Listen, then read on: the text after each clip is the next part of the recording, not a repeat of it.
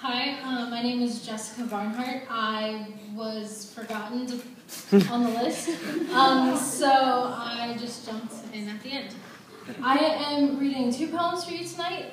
Ironically, both are about writing, because that is a big part of my life, and I find myself writing about writing quite frequently. So, the first one's called Writing on the Walls.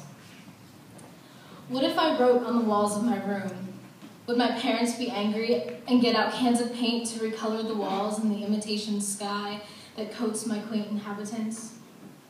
Perhaps they would instead exclaim my genius and invite friends and relatives to converse with the poet who lives below.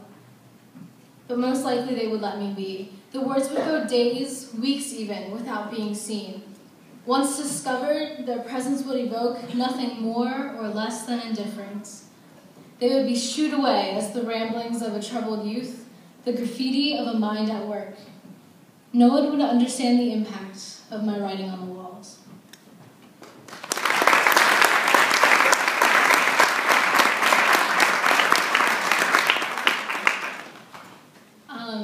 And this one is called Paper.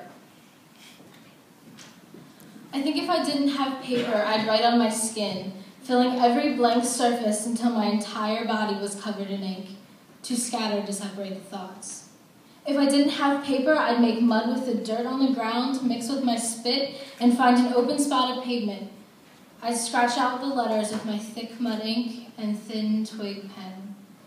I'd find paint if I had no paper, and write my voice on the bricks of old buildings, the cracked cement of bridges from years ago. If life existed without paper, I'd find some way, some other way for my voice to be heard.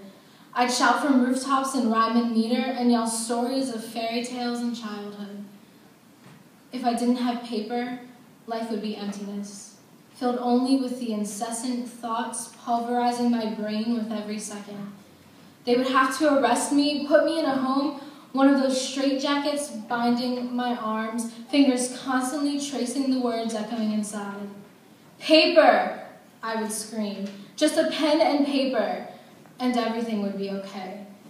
For if the world had no paper, I'd surely go insane.